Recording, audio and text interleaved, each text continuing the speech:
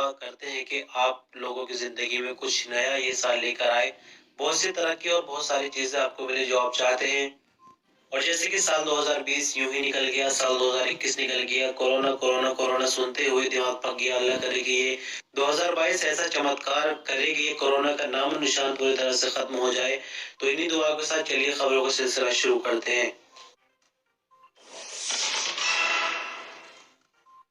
खादिम हरमैन शरीफ air king Salman बिन अब्दुल अजीज ने 2 शाही फरमान जारी करते हुए सभी कंपनियों और विभागों को कोरोना एसओपीज, सोशल डिस्टेंसिंग और नोज मास्क पर अमल करने की ताकीद की है। कोरोना एसओपीज, नोज मास्क और सोशल डिस्टेंसिंग की पाबंदी सभी तरह के प्रोग्रामों के लिए जरूरी कर दी गई है। सऊदी एजेंसी के मुताबिक शाही फरमान में कहा गया है कि हर विभाग अपने आने वालों का हेल्थ डेटा तवक्कल ऐप के जरिए चेक करे, सोशल डिस्टेंसिंग की पाबंदी कराए और अपने सभी विभागों और प्रोग्रामों में नोज मास्क का इस्तेमाल हर हाल में जरूरी कर दे। अपने यहाँ होने वाले वायलेशन के रिकॉर्ड की रिपोर्ट बनाए और जुर्माने खुद से ही लगाए। यानी आपको बता दें कि शाही फरमान में कहा यह जा रहा है कि मिसाल के तौर पर एक कंपनी होती है, उसमें बहुत से वर्कर काम करते हैं, तो पहले उनको खुद से ही नियम बनाने चाहिए और जुर्माने का सिस्टम उसके अंदर से ही लागू किया जाना चाहिए। क्योंकि अगर वायलेशन पकड़े जाते हैं, गवर्नमेंट की चेकिंग की टीम आती है, तो फिर बड़े जुर्माने लगाए जाएंगे जिसके लपेट में पूरी कंपनी आएगी। आपकी जानकारी के लिए बता दें कि सऊदी मिनिस्ट्री ऑफ इंटीरियर ने बुधवार को बयान जारी करके एक बार फिर से सऊदी भर में मास्क और सोशल डिस्टेंसिंग की पाबंदी दोबारा शुरू कर दी है। ये पाबंदी सभी खुली और बंद जगह जबकि किसी प्रोग्राम में हिस्सा लेने पर शुरू हुई है और ये जुमेरात 30 दिसंबर से अमल में आ चुकी है। Saudi cooperative health insurance council का कहना है कि वर्कर और उनके सभी परिवार के लोगों को मेडिकल इंश्योरेंस पॉलिसी देना कंपनी या कफील की जिम्मेदारी है। अरबी अखबार उक्कास के मुताबिक हेल्थ काउंसिल के कानून के मुताबिक प्राइवेट सेक्टर में काम करने वाले सऊदी शहरियों या फिर अजनबी वर्कर है, उनके मेडिकल इंश्योरेंस की पॉलिसी देना कंपनी या कफील की जिम्मेदारी होती है। कोऑपरेटिव हेल्थ इंश्योरेंस काउंसिल की तरफ से मेडिकल इंश्योरेंस पॉलिसी के हवाले से आगे कहा गया है कि कफील इस बात का भी पाबंद है कि वो अपने वर्कर और उसके परिवार जिसके अंदर बीवी, बेटे, 25 साल तक की उम्र और नौकरी न करने वाली अनमैरिड लड़कियां यानी गैर शादीशुदा लड़कियों के लिए हेल्थ इंश्योरेंस पॉलिसी उपलब्ध कराए। पॉलिसी का प्रीमियम जमा करना भी कंपनी या कफील की जिम्मेदारी होती है। आपकी जानकारी के लिए बता दें कि सऊदी अरब में लेबर लॉ के तहत वर्करों को मेडिकल सर्विसेज देना यानी इंश्योरेंस पॉलिसी देना जरूरी है। मेडिकल इंश्योरेंस पॉलिसी लिए बिना इकामे का रिन्यूअल मुमकिन नहीं होता। कानून के मुताबिक वर्करों के लिए ली गई मेडिकल इंश्योरेंस पॉलिसी की जानकारी जब तक मिनिस्ट्री ऑफ ह्यूमन रिसोर्सेज के सिस्टम पर अपलोड नहीं की जाती उस वक्त तक इकामे का रिन्यूअल मुमकिन नहीं होता। और यहाँ आपको बता दें कि इंश्योरेंस पॉलिसी की जिम्मेदारी पूरी तरह से कफील या फिर कंपनी पर होती है। साथ ही जैसे कि बताया गया है कि परिवार तक की जिम्मेदारी कंपनी कफील पर होती है। परिवार के अंदर बीवी, उसके बाद जो लड़के हैं वो 25 साल तक की इंश्योरेंस पॉलिसी फ्री उनको मिलेगी। लेकिन लड़कियों के लिए नियम कुछ अलग है, या तो उनकी शादी नहीं होती या फिर उनकी जब तक जॉब नहीं लगती तो इंश्योरेंस पॉलिसी उनको कंपनी के जरिए यानी अपने बाप के जरिए मिलेगी। सऊदी मिनिस्ट्री ऑफ हेल्थ की तरफ से कोरोना के लिए बनाई गई कमेटी वकाया का कहना है कि बंद जगहों पर शीशा पेश करने पर पाबंदी लगा दी गई है। शीशा कैफे को हिदायत की गई है कि वो एसओपीज की पाबंदी करते हुए खुली जगहों पर शीशा ग्राहकों को दिया जा सकता है। आपको बता दें कि कोरोना के नए वेरिएंट ओमिक्रॉन के कारण केसेस में होने वाली बढ़ोतरी की वजह से हेल्थ मिनिस्ट्री की तरफ से शीशा कैफे को हिदायत की गई है कि वो अपने ग्राहकों को खुली जगह पर तो शीशा दे सकते हैं, लेकिन बंद जगहों पर शीशे के इस्तेमाल पर पाबंदी पूरी तरह से लगा दी गई है। सऊदी अरब के पासपोर्ट एंड इमिग्रेशन डिपार्टमेंट ने जवाजात का कहना है कि सऊदी अरब के बाहर गए हुए इकामा होल्डर के एग्जिट रेंट्री वीजा और इकामों की वैलिडिटी को 31 जनवरी 2022 तक फ्री बढ़ाया जा रहा है। जवाजात के ट्विटर पर इसी तरह का एक सवाल एक अजनबी वर्कर के द्वारा किया गया, जिसमें पूछा गया कि इकामा और एग्जिट रेंट्री वीजा की वैलिडिटी खत्म हो गई जिसमें अभी तक कोई बढ़ोतरी नहीं हुई। उस बंदे का ये भी कहना है कि इकामा और एग्जिट एंट्री वीजा न बढ़ने की वजह से सऊदी अरब जाना मुमकिन नहीं हो रहा। सवाल का जवाब देते हुए जवाजात का कहना था कि शाही हिदायत के तहत जो छूट दी गई थी उस पर अभी भी काम जारी है। यानी जवाजात का कुछ इस तरह से कहना है कि जिन लोगों की इकामा और वीजा की वैलिडिटी अभी नहीं बढ़ी उनको इंतजार करना चाहिए। और सऊदी नेशनल डेटाबेस सेंटर की मदद से इस पर अभी भी काम किया जा रहा है। यानी जवाजात की अगर माने तो अभी उम्मीद बाकी है कि जिनके इकामा और वीजा नहीं बढ़े हैं वो बढ़ सकते हैं, लेकिन इसके लिए कोई डेडलाइन अभी नहीं दी गई है कि लास्ट डेट इसकी क्या होगी, यानी कब तक इस पर काम जारी रहेगा। लेकिन जवाजात का साफ तौर पर यही कहना है कि इस पर काम जारी हो और जैसे जैसे जिसकी बारी आती जाएगी उनके इकामा और वीजा की वैलिडिटी बढ़ाई जा रही है।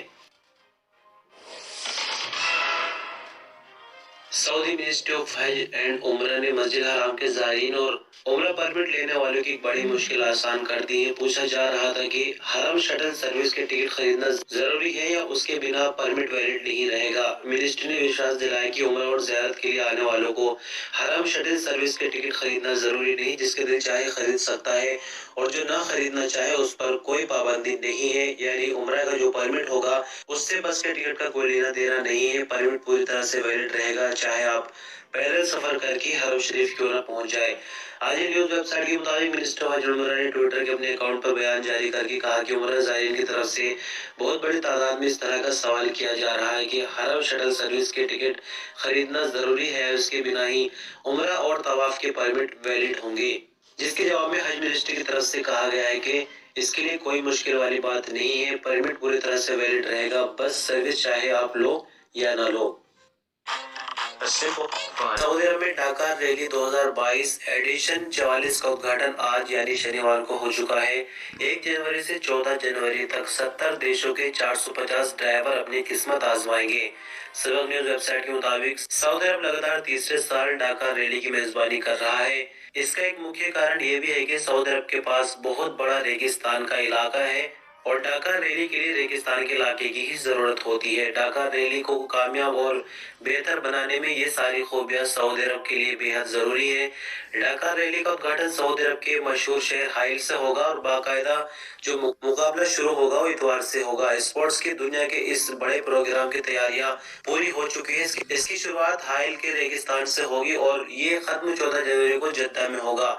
8 जनवरी को राजधानी रियाद में ये रैली पहुंचेगी। थोड़ा सा आपको समझा दें कि ढाका रैली एक तरह का रेसिंग प्रोग्राम है। आमतौर पर जो रेस होती है वो रोड के ऊपर होती है, लेकिन ढाका रैली में जो रेस होगी वो रेगिस्तान में होगी, यानी रेत के ऊपर ये रैली है और सऊदी अरब में तीसरी बार इस तरह की रैली हो रही है। सऊदी हेल्थ मिनिस्ट्री की तरफ से बीते रात आई कोविड-19 की रिपोर्ट के मुताबिक 819 नए केसेस रिकॉर्ड पर आए हैं। नई रिकवरी 239 और 2 नई मौत की खबर है।